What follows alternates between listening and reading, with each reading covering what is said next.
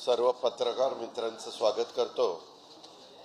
आपल्याला सगळ्यांना माहिती आहे की 19 मेला देशामध्ये 2000च्या नोटा बंद करण्याच्या बद्दलचा निर्णय झाला।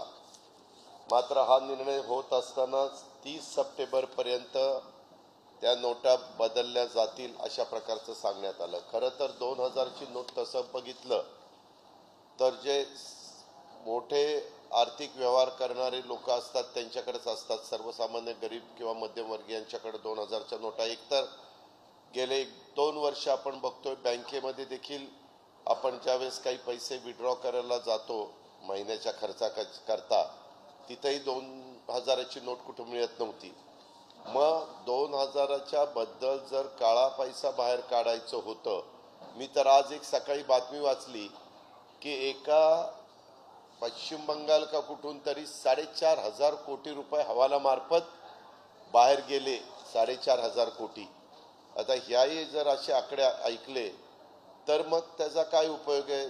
जर तुम्हाला नोटबंदीच करायची म्हटलं तर खऱ्या अर्थाने ज्यांनी काळा पैसा साठवलेला आहे तो पैसा बाहेर पडण्याच्या करता सप्टेंबरपर्यंत मुदत द्यायचं काही कारण नव्हतं। जसं पाठीमागं 500 आणि 1000ची नोट ज्या दिवशी पंतप्रधानांनी जाहीर केलं त्याच्या दुसऱ्या दिवसापासून ती नोट कागदाचा तुकडा झाली, तशा पद्धतीनं पण करता आलं असतं आणि त्याच्यातून मोठ्या प्रमाणावर 2 नंबरचा पैसा हा चलनामध्ये जो फिरतोय तो फिरण्यापासून वाचवता आलं असतं। नक्की लोकांना कळायला मार्ग नाही। ह्यावेळेस एक आहे, आपल्याला काही जनतेला रांगेत उभं मागे जसा 500 आणि 1000ची नोट रद्द झाली त्यावेळेस रांगेत उभं राहून खूप मनस्ताप लोकांना सहन करावा लागला। अनेकांना दुपारच्या उन्हाचा त्रास झाला, अनेकांना काही आरोग्याचे काही आजार त्याच्यातनं झाले वगैरे वगैरे।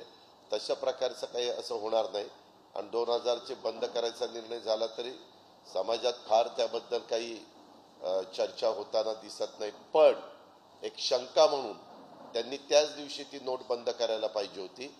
म्हणजे हे बाकीची जी काही फुरसत त्यांना सप्टेंबरपर्यंत दिलेली आहे, आता जून जुलै ऑगस्ट सप्टेंबर 4 महिने म्हणजे काही थोडे कमी दिवस नाही, 4-4.5 महिने। हे माझं त्याच्या संदर्भातलं मत होतं। दुसरं, आपल्याला सगळ्यांना माहितीच आहे की अलीकडच्या काळामध्ये काही वेगवेगळ्या प्रकारची स्टेटमेंट आल्यानंतर काहींनी आपली पण भूमिका मांडण्याचं काम केलेलं आहे। त्या संदर्भामध्ये मी माझी भूमिका मांडली, परंतु आम्हाला आमचं मत मांडण्याचा अधिकार जरूर असतो, भूमिका मांडण्याचा अधिकार असतो। अर्थात महाविकास आघाडीच्या संदर्भामध्ये त्यांची एकजूट राहावी, एकी राहावी म्हणून वरिष्ठ पातळीवर जे निर्णय होतील ते तिन्ही पक्षाला मान्य असतात। त्याच्यामुळं त्याच्यातनं वेगळा अर्थ कृपा करून कुणी काढू नये, एवढंच त्याबद्दलचं माझं मत आहे। आपल्याला सगळ्यांना माहिती आहे की IRS अधिकारी NCBचे माजी झोन डायरेक्टर समीर वानखेडे यांना मुंबई उच्च न्यायालयाने तात्पुरता दिलासा दिलेला 8 जूनपर्यंत त्यांना अटकेपासून संरक्षण देण्यात आलेलं आहे। मात्र केस संदर्भातले पुरावे माध्यमांच्या मध्ये शेअर न करण्याचे आदेशही हायकोर्टाने दिलेले। CBIला 3 जूनपर्यंत अहवाल सादर करण्याचे निर्देश कोर्टाने दिलेले आहेत। त्यानंतर 5 दिवसांनी म्हणजेच 8 जून रोजी पुढील सुनावणी होणार आहे। आता आर्यन खान प्रकरणात शाहरुख खानकडनं काही रक्कम मागितल्याचा आरोप संबंधित अधिकाऱ्यावर आहे आणि त्याच्याबद्दल CBIनेच उल्लेख केलेला आहे। खरं तर आपल्याला सगळ्यांना आठवत असेल त्यावेळेस आमचे मुख्य प्रवक्ते नवाब मलिक साहेबांनी स्पष्टपणे भूमिका सातत्याने मांडण्याचं काम केलं। मीडियाने पण ती दाखवली, परंतु त्यावेळेस नवाब मलिक साहेबांना खोटं ठरवण्याचा प्रयत्न किंवा ते जाणीवपूर्वक ॲलिगेशन करतात असं दाखवण्याचा प्रयत्न आणि ज्याची चौकशी आज CBIने चालवलेली आहे ते अधिकारी फार स्वच्छ आहे, क्लीन आहेत असं दाखवण्याचा प्रयत्न झाला। परंतु आता मात्र लोकांच्या समोर आता त्याच्यात बाकीच्या कुणी काही बोलण्याचं कारण नाही, स्वतः CBIच तपास करते आणि CBIनेच ह्या संदर्भामध्ये आपली भूमिका स्पष्ट केलेली आहे। दिल्लीचे मुख्यमंत्री अरविंद केजरीवाल आणि माझ्या माहितीप्रमाणे पंजाबचे पण मुख्यमंत्री बहुतेक त्यांच्याबरोबर आहेत. ते आणि चड्डा ते पण आहेत, त्यांचे राज्यसभेचे खासदार. हे तिघजण मुंबईला येणार आहेत. त्यावेळेस ते पवार साहेबांना पण भेटणार आहेत, उद्धव ठाकरे साहेबांना पण भेटणार आहेत. साहेबांनी मला सांगितलं की त्या दिवशी तू पण हजर राहा. बहुतेक आमच्यातले पण काही मान्यवर साहेबांनी ज्यांना बोलवलं असेल ते तिथं साहेबांना जिथं यशवंतराव चव्हाण प्रतिष्ठानला भेटले तर यशवंतराव चव्हाण प्रतिष्ठानला, सिल्वर ओकला भेटले तर सिल्वर ओकला आम्ही पण त्याला हजर राहणार आहोत. ते एक होतं. आणि आपल्याला काही प्रश्न विचारायचे असेल तर आपण विचार.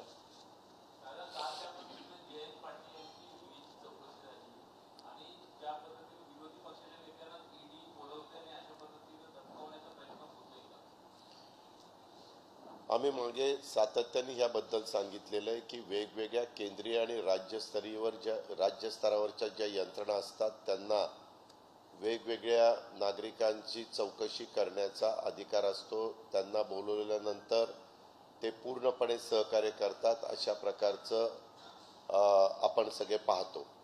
काल जयंतराव 9:30ला त्यांना सोडल्यानंतर त्यांनी पण जे स्टेटमेंट केलं ते आपण सगळ्यांनी पाहिलेलं आहे. तुम्हीच मीडियाच्या माध्यमातून सगळ्यांना दाखवण्याचं काम केलं. आता ह्याबद्दल दबक्या आवाजामध्ये अनेकदा वेगवेगळे मान्यवर वेगवेगळी भूमिका बोलतात. तुम्हालाही पत्रकार मित्रांना आठवत असेल की आपलं अधिवेशन मुंबईचं चालू असताना त्या अधिवेशनामध्ये म्हणजे पुरवणी मागण्यांच्या वेळेस वरच्या सभागृहामध्ये सत्ताधारी पक्षाच्या आमदारांनी काय सांगितलं हे सगळं रेकॉर्डला आलंय. तुम्ही पण त्या बातम्या दाखवल्या.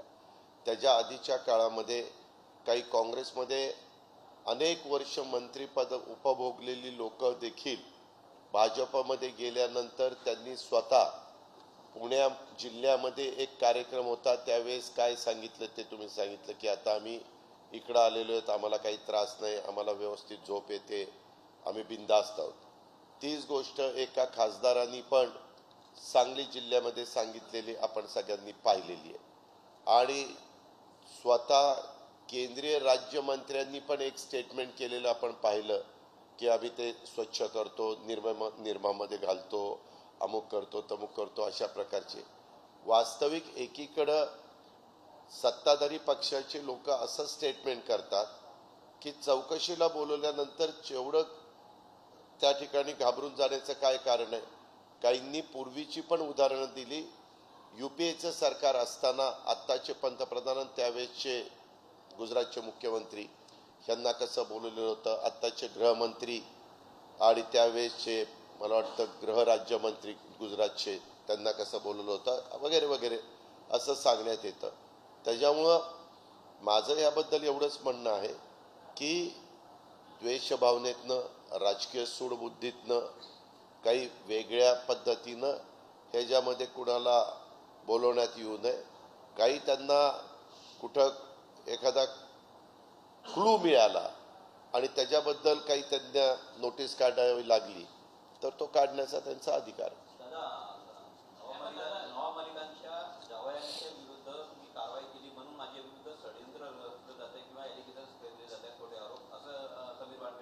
नाही, एक मिनिट. नवाब मलिक साहेब कुठल्या पक्षाचे आहेत? विरोधी पक्षाचे.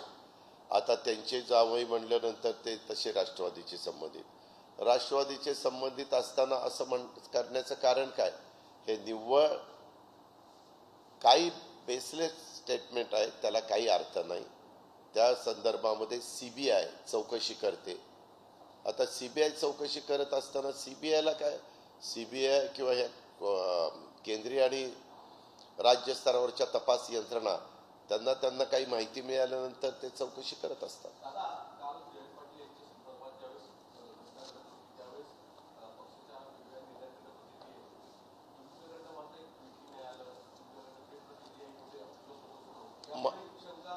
सागर, तू शंका काढायला फार हुशार आहेस.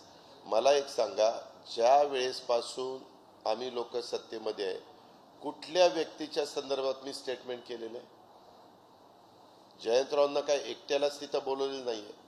ह्याच्या आधी भुजबळ साहेबांनाही बोलवलेलं होतं. त्यावेळेस माझं स्टेटमेंट मला दाखव. अनिल देशमुखांना बोलवलं होतं, त्यावेळेस माझं स्टेटमेंट मला दाखव. इतरही वेगळे प्रफुल्लभाईंना पण बोलवलं होतं, त्यावेळेस माझं स्टेटमेंट दाखव. तुम्ही लोक आहे ना, तुम्ही त्याच्यामध्ये जाणीवपूर्वक असा काहीतरी अर्थ लावण्याचा प्रयत्न करतात. मी मी मी मी आता तू प्रश्न विचारला, मी उत्तर देतो. त्याबद्दल मी कधी कुणालाही कुणाच्याही बद्दल कुठलंही स्टेटमेंट त्या ठिकाणी करत नाही. कारण माझ्याही बाबतीमध्ये तुम्हाला माहिती आहे की माझ्या घरातल्या अनेक ठिकाणी पाठीमागच्या काळामध्ये इन्कम टॅक्सने 22 ठिकाणी धाडी टाकल्या होत्या. त्यावेळेस माझं मी काय स्टेटमेंट करायचं ते केलं आणि मी माझ्या कामाला लागलो.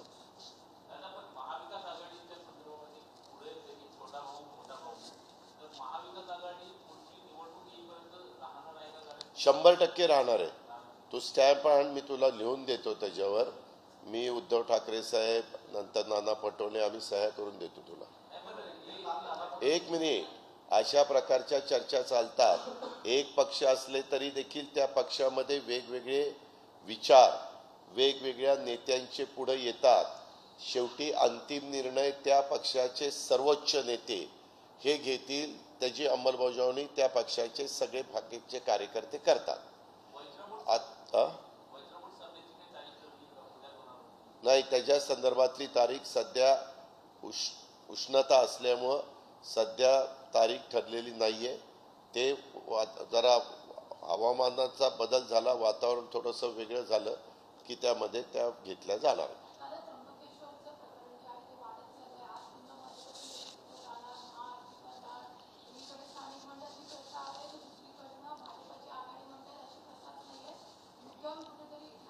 कसली प्रथा नाहीये. आपण त्र्यंबकेश्वरला जावा. मी हिरामण खोसकरशी बोललो, मी भुजबळ साहेबांशी बोललो, मी नाशिक जिल्ह्यातल्या अनेक मान्यवरांशी बोललो. आपल्यालाही माहिती आहे की मणिपूरसारख्या दंगलमध्ये जी झाली त्या दंगलीचा किती परिणाम झाला. उलट मेरी कोमनी त्यावेळेस आव्हान केलेलं होतं की केंद्र सरकारने, राज्य सरकारने ह्यामध्ये ताबडतोब हस्तक्षेप करावा. आणि मणिपूरमध्ये 8 जिल्ह्यामध्ये जी दंगल झाली होती त्याच्यात अनेक निष्पाप लोकांची घरं जाळली गेलेली होती, अनेक जण बेघर झालेले होते, 55 ते 60 जण निष्पाप लोक त्याच्यामध्ये मारले गेलेले होते, अनेक जखमी झालेले होते. तशा पद्धतीनं खरं देशात कुठेही घडता कामा नये. परंतु औरंगाबादमध्ये, अकोला, शेवगावमध्ये हायकोर्टाने सांगितलंय संभाजीनगर नाही औरंगाबाद म्हणायचं, म्हणून औरंगाबाद नाही. तर पुन्हा अजित पवार छत्रपती संभाजीनगर म्हणाले नाही, औरंगाबाद म्हणाले. आपल्याला संविधानाचा आदर करावा लागतो, कोर्टाचं ऐकावं लागतं. त्याच्यावर औरंगाबाद, अकोला, शेवगाव, अहमदनगरचं आणि त्र्यंबकेश्वर इथं वेगवेगळ्या प्रकारच्या दंगली झाल्या. काय कारण होतं? वास्तविक आपण पाहतो, आम्ही देखील अनेक वर्ष राजकीय जीवनात काम करतो, राजकारणात नव्हतो त्याच्या आधी देखील आम्ही ज्यावेळेस आजींच्या बरोबर, आमच्या वरिष्ठांच्या बरोबर कुठं दर्शनाच्या करता जायचो, मग तिथं दर्शनाला गेल्यानंतर सर्व जाती धर्माचे लोक तिथं दर्शन घ्यायचे. आणि आपल्यामध्ये पद्धतच आहे, तुम्हाला देवाचं दर्शन घ्यायचं असेल, तुम्हाला गुरुद्वारामध्ये जायचं असेल, तुम्हाला चर्चमध्ये जायचं असेल, तुम्हाला कुठं दर्ग्यामध्ये जायचं असेल, कुठं चादर चढवायची असेल तर आपण जातो, चढवतो. परंतु जी काही त्र्यंबकेश्वरचे स्थानिक लोक जे आहेत, स्थानिक, त्यांचं म्हणणं की ही 100 वर्षापासून परंपरा चाललेली आहे. बाहेरच्या बाहेर ते जात असतात, आतमध्ये कुणी जात नाही. परवा दलवाई साहेब पण जे गेलेले होते, हुसेन दलवाई, माजी राज्यसभेचे मेंबर, काँग्रेसचे नेते, त्यांनी पण बाहेरनं दर्शन घेतलं. काही काही ठिकाणी प्रथा असतात. आता आमच्या इथं देखील कनेरी म्हणून गाव आहे, जिथं 67 सालापासून कुठलाही प्रचाराचा, नारळाचा शुभारंभ आम्ही मारुतीरायाला नारळ फोडून त्या ठिकाणी करतो. म्हणजे आत्तापर्यंत ज्या निवडणुका 55-60 वर्षात झाल्या तिथं. मात्र तिथं मारुतीचं जो गाभारा आहे तिथं महिलेला जायला परवानगी नाही आहे. महिला बाहेरनं दर्शन घेतात आणि निघून जातात. आता हे चालत आलेले लोक पाळतात. शेवटी कुणी काय पाळावं, कसं पाळावं हा ज्याचा त्याचा प्रश्न आहे. परंतु भावनिक मुद्दा करू नका, ह्याच्यामध्ये राजकारण आणू नका, ह्याच्यामध्ये जातीमध्ये तेढ निर्माण होईल, जातीमध्ये, धर्मामध्ये, पंथामतामध्ये, असं होता कामा नये. असं आमचं ह्याबद्दलचं आव्हान आहे. आणि त्या संदर्भात स्थानिक त्र्यंबकेश्वरांनी लोकांनी पण तशा प्रकारचं आव्हान केलेलं आहे. ते म्हणतात की आमच्याकडे ती परंपरा वर्षानुवर्ष चालू 100 वर्षाची परंपरा असं त्यांनी पण सांगितलेलं.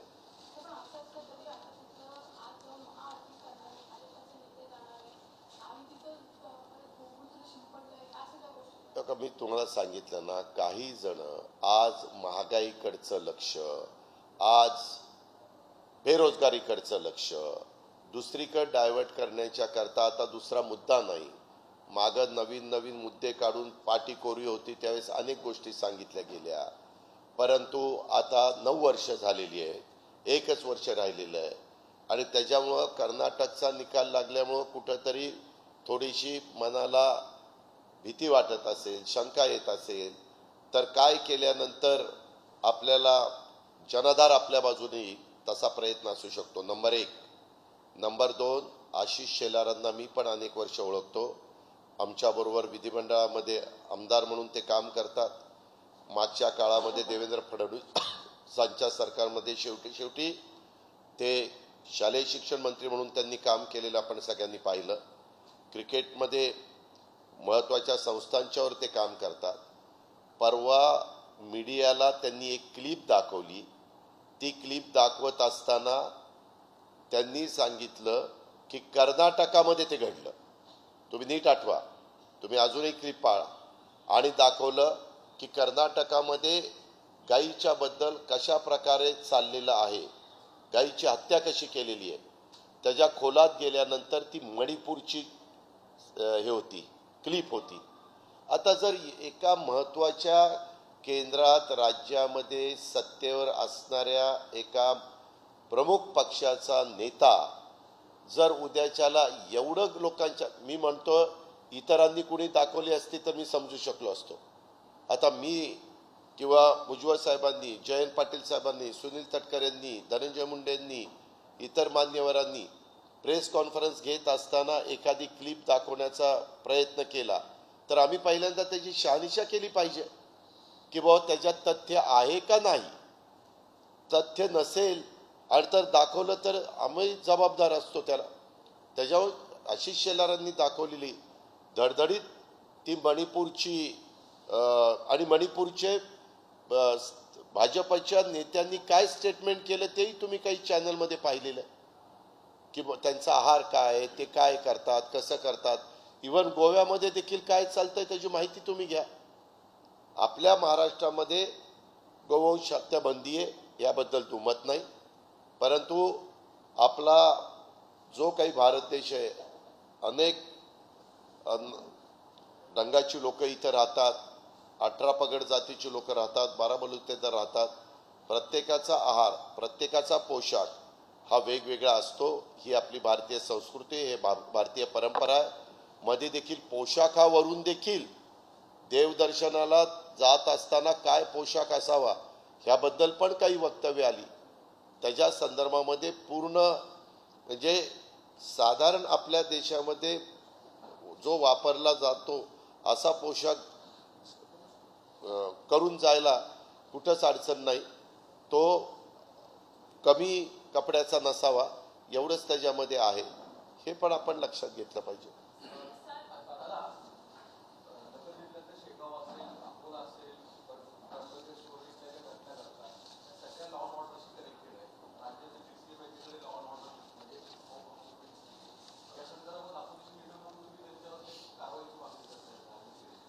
या संदर्भात खरं तर राज्याचे जे गृहमंत्री असतात, एक तर मुख्यमंत्री जबाबदार असतात कारण ते राज्याचे प्रमुख, दुसरं गृहमंत्री जबाबदार असतात कारण आपल्या इथं अनेक वर्ष आम्ही राजकारणात आल्यापासून गृहमंत्रीपदाची जबाबदारी स्वर्गीय आर पाटील साहेबांनी सांभाळली होती.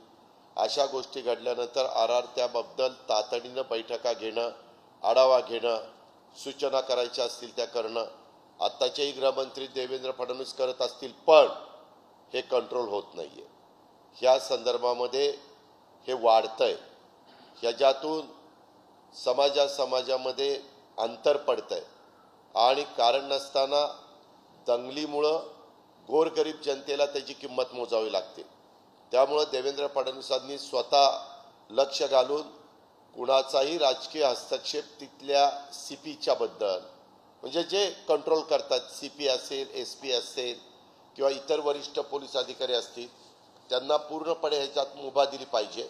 आणि मुभा देताना हेही त्यांना सांगितलं पाहिजे, तुम्ही त्या जिल्ह्याचे जिल्हा पोलीस प्रमुख आहात, तुम्ही तुमचे सगळे पोलीस स्टेशनचे खालच्या अधिकाऱ्यांना ज्या सूचना द्यायच्या त्या द्या. जर तुमच्या एरियामध्ये तशा प्रकारची दंगल झाली तर आम्ही जिल्हा पोलीस प्रमुखाला जबाबदार धरू. जर महानगरपालिकेच्या एरियात पोलीस कमिशनरचा अधिपत्याखाली ते एरिया चाललेला असेल किंवा कायदा सुव्यवस्था सांभाळण्याचं काम त्यांचं असेल तर मात्र तिथं CPला पण जबाबदार धरलं पाहिजे. असं जर केलं आणि त्यांना तिथली खबरदारी घेण्याकरता पूर्णपणे मुभा दिली आणि मोकळीक दिली तर प्रशासन, पोलीस हे आटोक्यात आणेल असं माझं स्वतःचं मत आहे. राज्यपाल भगतसिंग कोश्यारी महाराष्ट्र दौऱ्यावरती येऊन गेले.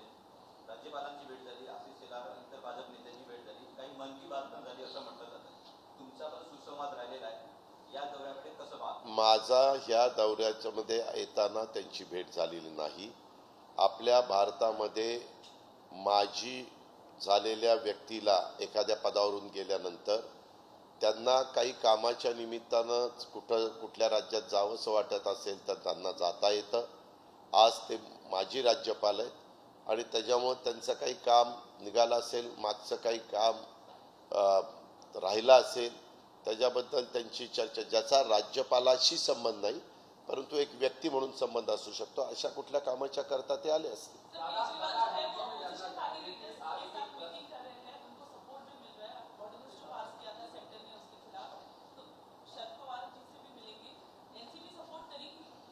अभी तक हम उनकी और पवार साहब की मीटिंग हुई नहीं. मैंने कहा कि साहब ने मुझे भी मैसेज दिया है कि उस दिन तू भी उस मीटिंग के लिए आना है, तो मैं जाऊंगा. तब हम वो क्या बात करते हैं, क्या उनका रवैया है वो देखेंगे, उनके बारे में सोचेंगे और हम तो वहाँ सुनने का काम करेंगे. पवार साहब भी उसके बारे में पार्टी का जो भी लाइन है, पार्टी की लाइन क्या होनी चाहिए उसके बारे में खुद पवार साहब उनके साथ बात करेंगे. हाँ,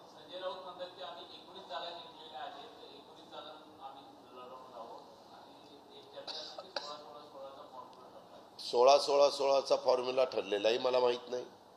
मात्र मागे मी उद्धव ठाकरे साहेबांशी बोललो होतो त्यावेळेस ते म्हणालेले होते की आम्ही मागच्या काळामध्ये जिंकलेल्या जागा आम्हाला राहाव्यात अशी आमची इच्छा आहे, अशी त्यांनी त्यावेळेस व्यक्त केलेली होती. अजून त्याची पुढं कुठलीही चर्चा सुरू झाली नाही. तिन्ही पक्षांचे लोक नेमले जाणार आहेत आणि मग चर्चा सुरू होणार आहे.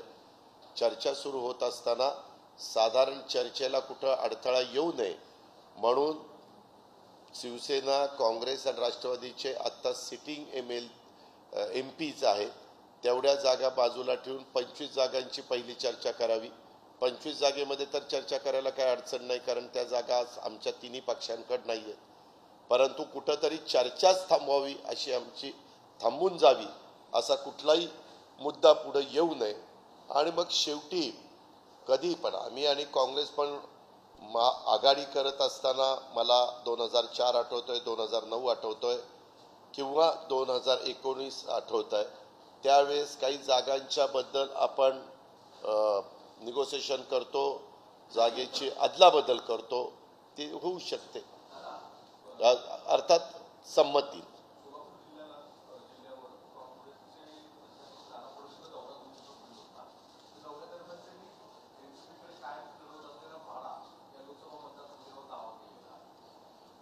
मी तुम्हाला सांगितलं ना की 25 जागा आत्ता रिक्त आहेत.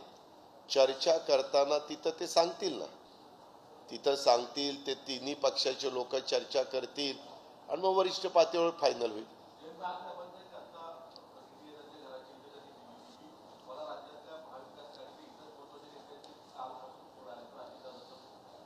मी सांगितलं ना, मी आत्ताच तुम्हाला सांगितलं मी फोन केला नाही म्हणून. मी कुणालाही फोन केला नाही हेही सांगितलं. मी भुजबळ साहेबांना फोन केला नाही, कुणालाही फोन केला नाही. आता भेटल्यावर फोन करण्यापेक्षा भेटल्यावरच समक्ष बोलू ना.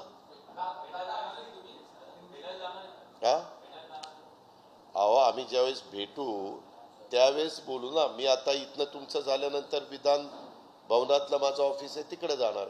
दादा हिंदी में जानना चाहेंगे आज त्र्यंबकेश्वर में बीजेपी महाआरती कर रही है और कह रही है वहां पर हिंदुओं की जनसंख्या कम करने का एक षड्यंत्र चल रहा है और उसके पीछे महाविकास आघाड़ी काम कर रही है। ऐसी महाविकास आघाड़ी कहीं भी षड्यंत्र नहीं कर रही है.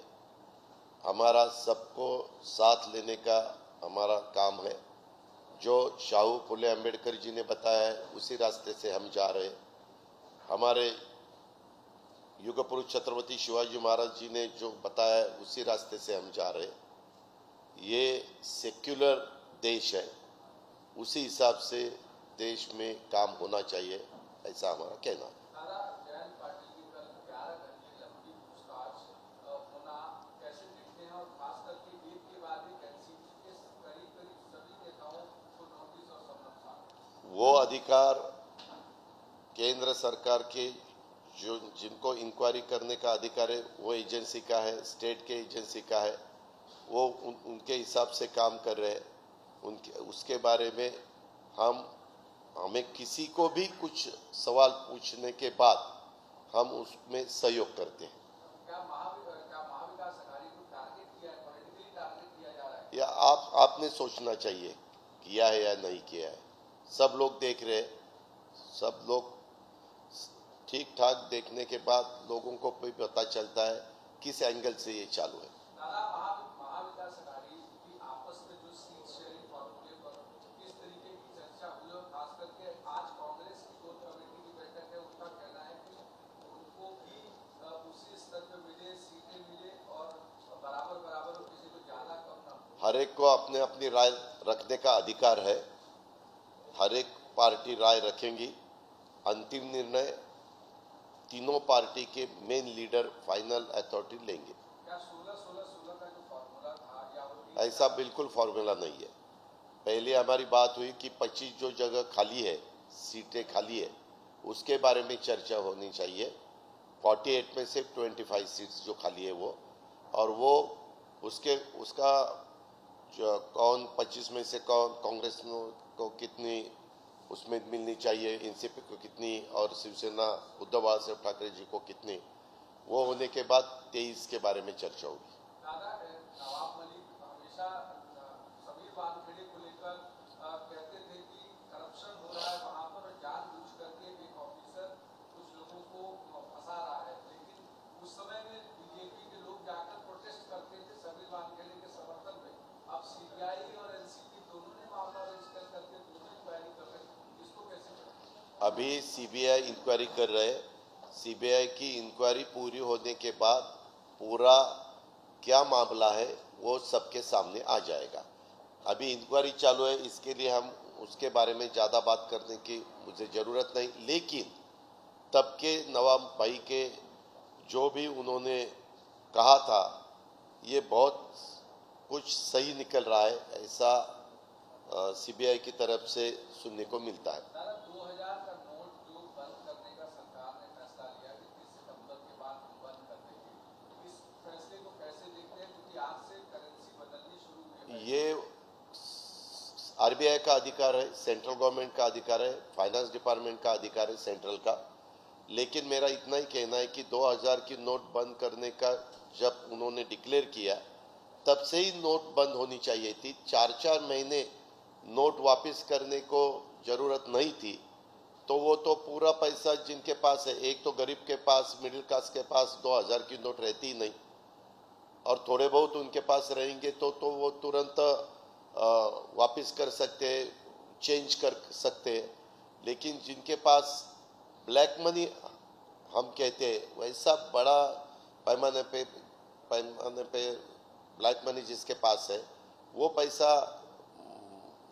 लोगों की गवर्नमेंट को मिलना चाहिए था, आरबीआई को मिलना चाहिए था. वो 4 महीने तक टाइम दिया है, उसमें मिलेगा ऐसा मुझे नहीं लगता. अरविंद केजरीवाल मुंबई आ रहे हैं, शरद पवार से मुलाकात करेंगे, उद्धव ठाकरे से मुलाकात करेंगे, लगातार ये दूसरी मुलाकात है. जिस तरह से राज्यसभा में उनको 800 पोस्टिंग को लेकर समर्थन मांग रहे हैं, इस दौरे को किस तरह देखना है कि लगातार वो महाराष्ट्र हर एक अपोजिशन लीडर को अलग अलग स्टेट के चीफ मिनिस्टरों को कोई भी जगह जाके किसी को भी मिलने का पूरा अधिकार है।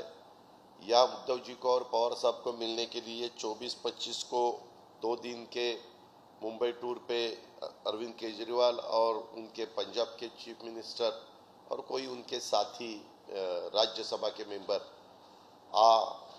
आने वाले हैं, ऐसे मुझे मालूमात मिली है।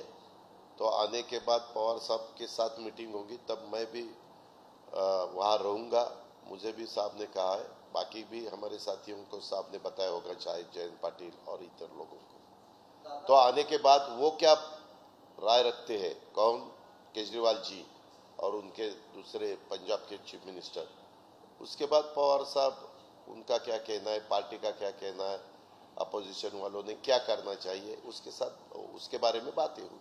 दादा, जिन पार्टियों को अरविंद केजरीवाल अपनी राजनीतिक करियर की शुरुआत में पहले से गालियां देते रहे, उनको करप्ट कहते रहे, आज उन्हीं पार्टियों के साथ जाकर कंधे से कंधा मिलाकर खड़े हैं। चाहे महाराष्ट्र में देख लें, कांग्रेस के साथ जाना चाह रहे हैं, दिल्ली में बैठक कर रहे हैं, महाराष्ट्र आ रहे हैं, दूसरे राज्यों में जा रहे हैं। अरविंद केजरीवाल की इस राजनीति को आप किस तरह से देखते हैं? उन्होंने जब एलिगेशन की तब वो पॉलिटिक्स में नहीं थे, वो पॉलिटिक्स में नहीं थे। उन्होंने शुरू में वैसा एलिगेशन किया, तब वहाँ मेरे ख्याल से आंदोलन चालू था दिल्ली में और इंडिया गेट पे। तो उसके बारे में वो स्टेटमेंट होने के बाद वो चीफ मिनिस्टर बने 5 साल, फिर वापस वो रिपीट हुए चीफ मिनिस्टर के नाते, और फिर उनको इतने सालों में पता चला होगा कि क्या है सही है, क्या गलत है, समझे ना। तो कभी कभी ऐसा होता है, जैसे कल आशीष शेलार जी ने जो बताया वो मणिपुर का, वो गलत था, वो मीडिया ने दिखाया कि वो कैसा गलत है। कभी कभी ब्रीफिंग अलग तरह से हुआ, तो ब्रीफिंग होने के बाद आप जो स्टेटमेंट करते हैं कि वो ब्रीफिंग के हिसाब से करते हैं। आपने किसके ऊपर भरोसा रखना चाहिए और किसके ऊपर भरोसा नहीं रखना चाहिए, वो हर एक का अधिकार रहता है। मतलब आप भी मान रहे हैं कि राजनीति में आने के बाद केजरीवाल में बदलाव आया है? ये बदलाव नहीं, वो सवाल उनको पूछना चाहिए। मैंने उसके बारे में मुझे जो कुछ लगता है मेरे मन को, वो मैंने आपके सामने रखा है।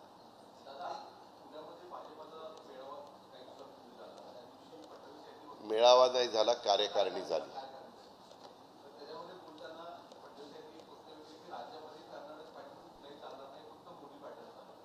ठीक आहे, त्यांना तसं वाटतं।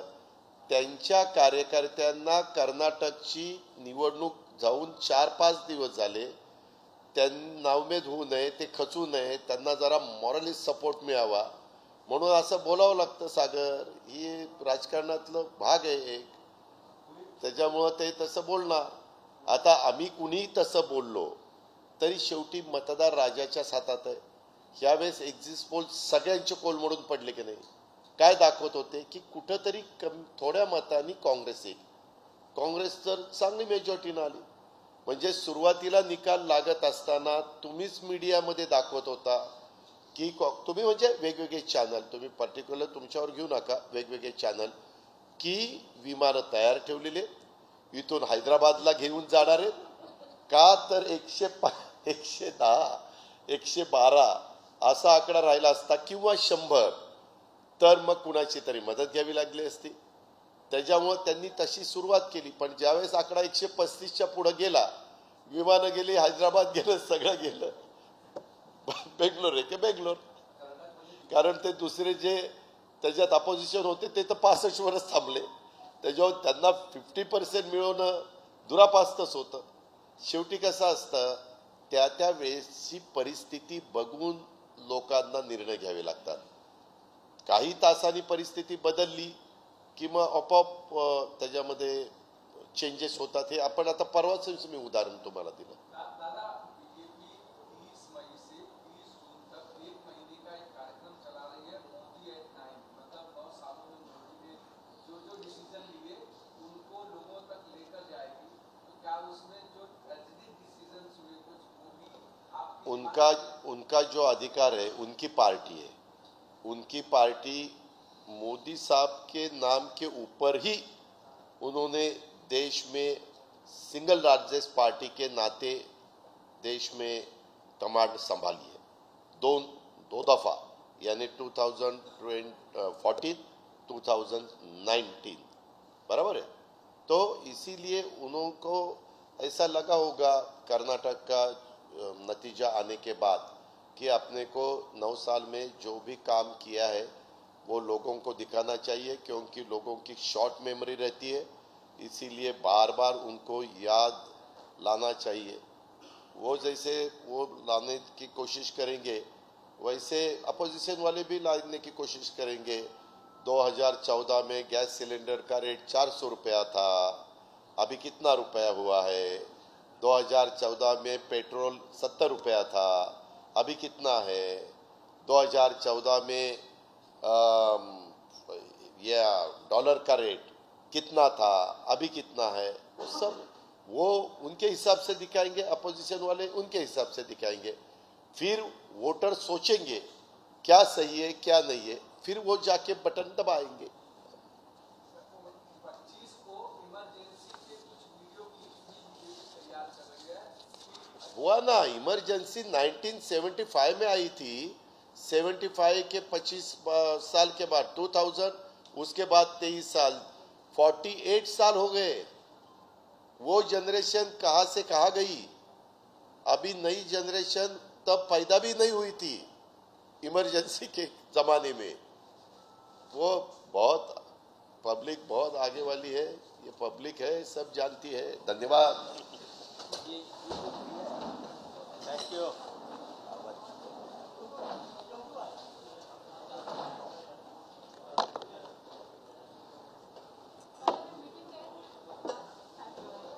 पुढे आज नाही साहेब आहे परंतु आज अजून तरी फोन नाही आतापर्यंत, परंतु पुढे फोन आला, मीटिंग लागली तर जाणार। आज मी इथं 2 दिवस आहे, गुरुवारी काहीतरी मी गुरुवारी हे येणार आहे केजरीवाल आणि ते सगळे झाल्यावर मी दौऱ्यावर जाणार। गुरुवारी मी बाहेर आहे, शनिवारी मी मला वाटतं सांगली, सोलापूर, पुणे असं